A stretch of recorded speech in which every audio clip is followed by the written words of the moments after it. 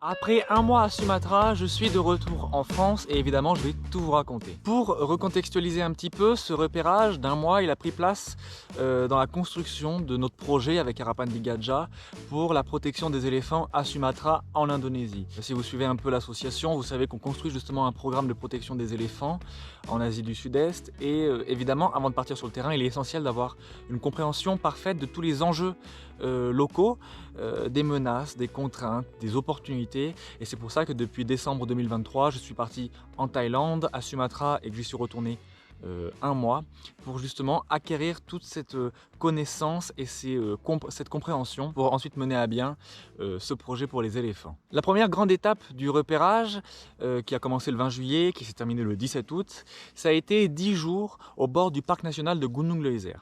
Gunung Leuser, c'est un immense parc national protégé et qui s'étend justement donc dans le nord de Sumatra. On y trouve beaucoup de touristes et en termes de biodiversité, beaucoup d'orangs-outans, d'éléphants, de tigres et de rhinocéros. Le repérage a commencé par retrouver Louise Moore, qui est ma contact là-bas, qui est directrice d'une agence de guide et qui fait beaucoup de conservation. Donc elle m'a aidé justement à organiser mon séjour là-bas. Et l'une des premières choses que j'ai faites en arrivant près de ce parc, c'est de me rendre à Tangkahan. Donc c'est l'un des plus grands Elephant Camp, donc centre qui utilise les éléphants, surtout pour le tourisme. Et puis donc j'ai pu discuter avec le manager du projet, discuter de son travail, des éléphants, de la condition des éléphants, de leur bien-être, et puis également de Harapan, de nos projets, et de la façon dont on pouvait travailler ensemble pour améliorer le bien-être des éléphants un peu partout à Sumatra. Ça a été un échange qui a duré une heure, environ 1 heure et demie, extrêmement intéressant, hyper enrichissant.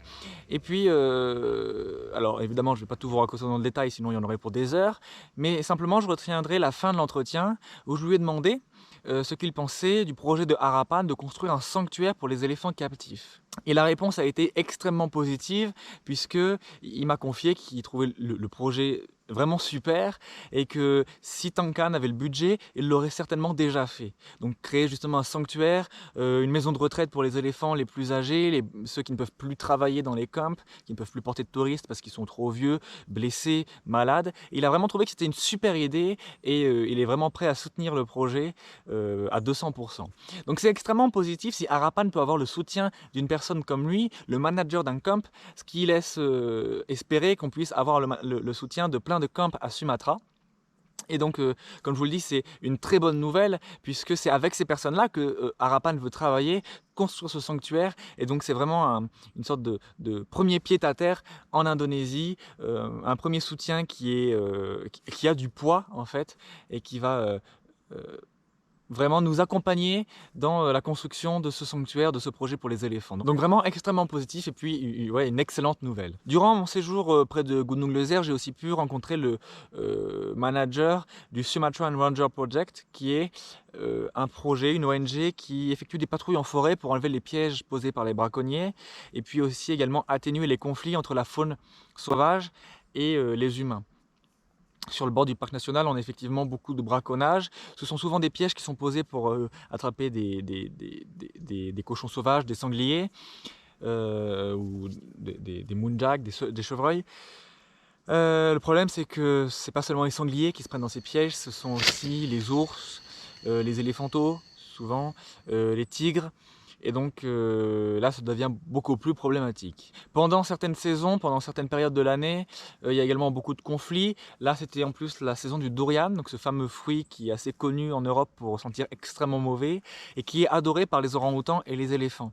Donc quand le fruit est bien immature, il tombe au sol et évidemment les orang-outans et les éléphants se ruent dessus pour le manger, sauf qu'ils se rendent sur les terres agricoles. Donc ça fait des conflits. Donc Jason, le manager de ce projet justement, eh bien, effectue des patrouilles pour limiter les conflits, repérer les pièges, et il me confiait que depuis le début de leur travail, ils ont certainement ôté beaucoup plus d'1 millier de pièges, ce qui est vraiment impressionnant. Ils font un travail qui est vraiment essentiel pour la biodiversité et donc comme je vous le disais, là aussi l'échange a été vraiment hyper instructif, hyper enrichissant et j'ai pu bénéficier de son soutien à lui aussi pour le projet de Harapan di Gajah. Donc là aussi très bonne nouvelle, extrêmement positif. Voilà, sur le contenu de l'entretien, là aussi je pourrais encore vous en parler pendant longtemps, mais vous en verrez une partie justement dans le film que je suis en train de préparer, de monter et qui paraîtra certainement en octobre. Là je vous en reparlerai un peu plus tard.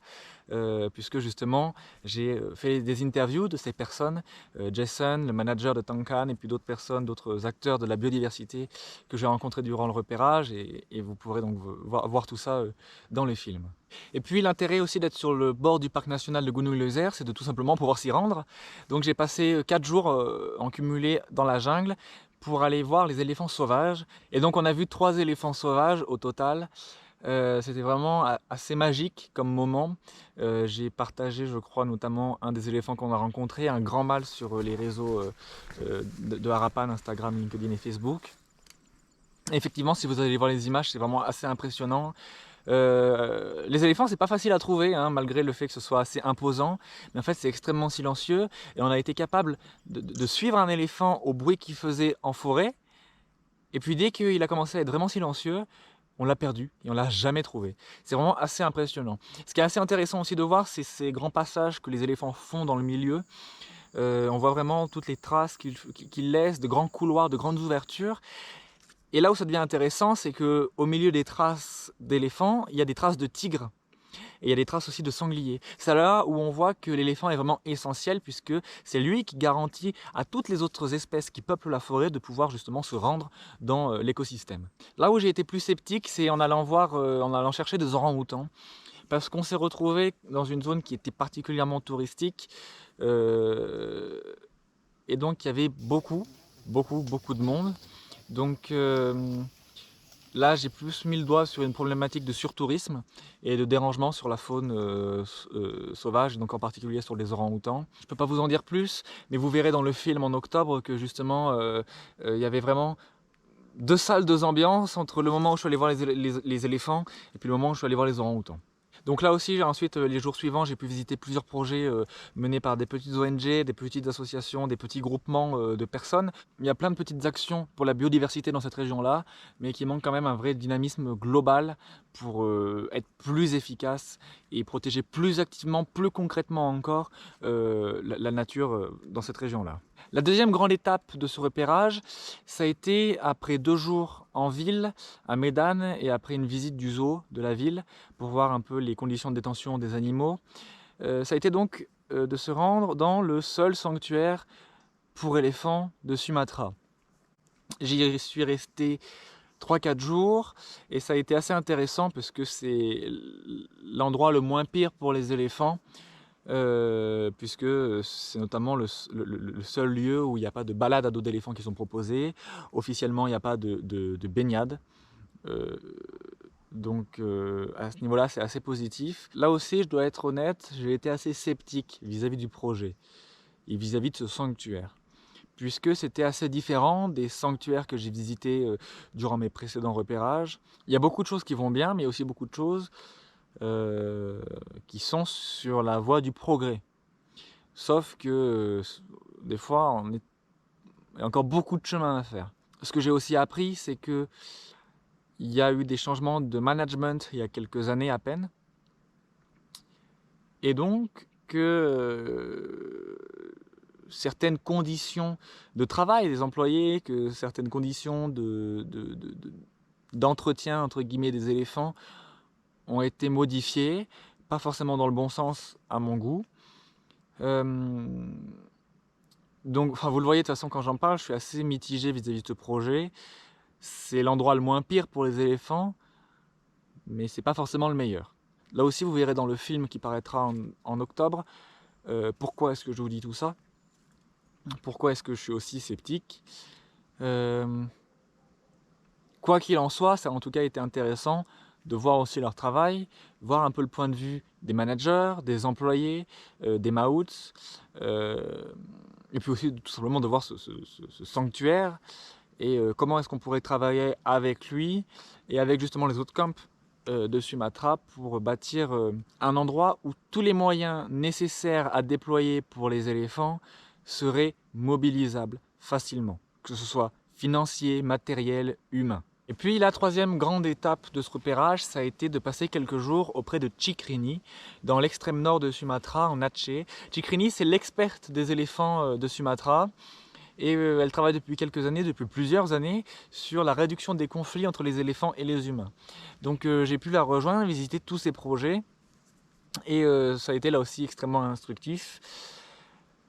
Et ça nous amène justement sur la suite de Harapan, puisque avec elle, on a commencé à parler d'un projet commun pour la protection d'un grand écosystème où traverse une grande famille d'éléphants, en fait, une soixantaine d'éléphants. Il y a beaucoup de conflits autour de cette zone, donc il serait crucial de la protéger, de l'enrichir aussi, et voilà, d'en faire un habitat sécurisé pour les éléphants.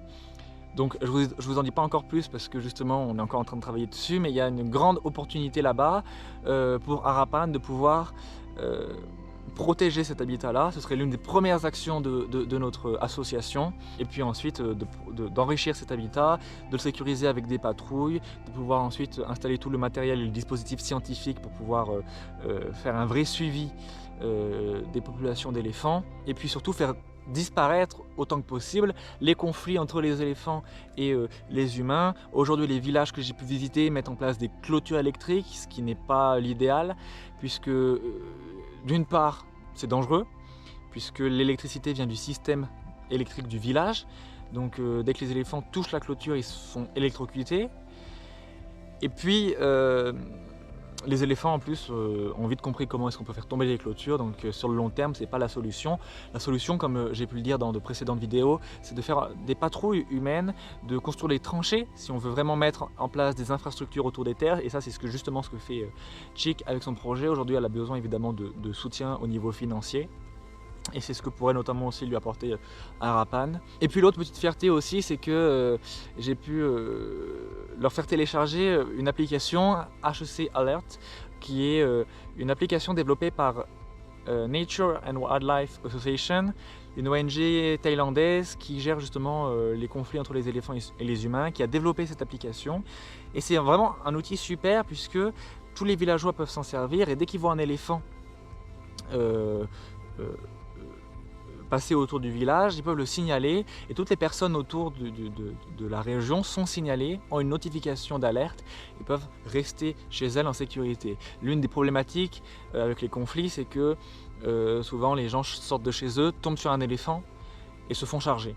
Donc il y a beaucoup de décès humains, évidemment ça alimente la haine envers les éléphants, et donc ça ne fait qu'alimenter les conflits. Et là je suis justement en train de travailler avec Nani Montreuil, la fondatrice de NWA, et Cikrini pour justement rendre cet outil accessible à tout le monde, faire en sorte que les données soient protégées, puisqu'il y a une problématique de braconnage qui est encore très présente à Sumatra.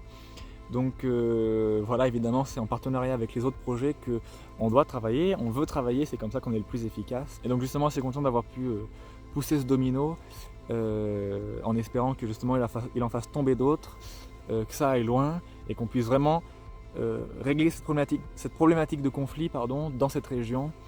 Et puis voilà, donc comme je le disais, grosse opportunité pour Harapan, mais là aussi je vous en dirai beaucoup plus, et notamment durant le film dont je vous parle depuis tout à l'heure et qui sera publié dans les prochains mois. Ces 3 repérages, ils ont été permis grâce à vous, grâce à vos dons, grâce à votre soutien. Encore une fois, merci beaucoup. Grâce à vous, on a pu visiter avec Harapan 12 projets, ce qui est énorme. On a pu bâtir un réseau de partenaires qui est large, solide, avoir une compréhension précise, détaillée, parfaite des enjeux de terrain, et puis délimiter nos zones d'action, les zones d'action prioritaires, déterminer quelles actions concrètement nous voulons mettre en place, avec quels moyens. Et maintenant, eh bien, ce qui va se passer, ça va être la conception d'un grand plan d'action avec ce que souhaite faire Harapan pour justement cadrer toutes ces actions et partir en Indonésie de manière réfléchie, si je puis dire, avec les moyens nécessaires. Et puis en fait j'ai très hâte surtout de vous parler un peu plus de ce fameux projet avec Chick qu'on aimerait mettre en place. J'attends encore quelques semaines certainement avant de vraiment pouvoir officialiser tout ça. Mais quoi qu'il en soit, je suis très heureux et très fier de pouvoir dire que Harapan va pouvoir partir en Indonésie, s'installer là-bas et mener un projet pour la protection de la biodiversité. Et ça, ce sera là aussi grâce à vous, avec vous. Donc encore une fois, merci beaucoup. J'ai essayé de résumer un peu tout ce que j'ai pu faire pendant un mois. Évidemment, c'est assez difficile, mais sinon il y en aurait pour des heures. Et puis il y aura encore d'autres vidéos là à venir où vous pourrez mieux comprendre encore ce qu'on a fait et surtout ce qu'on va faire. Voilà, merci beaucoup. Je suis vraiment très heureux de ce repérage, de ces 3 repérages et de pouvoir repartir très bientôt à Sumatra. Là, ça va être un travail plus administratif qui est essentiel évidemment avant un vrai départ sur le terrain pour agir pour les éléphants, pour la forêt, pour la biodiversité. Merci beaucoup.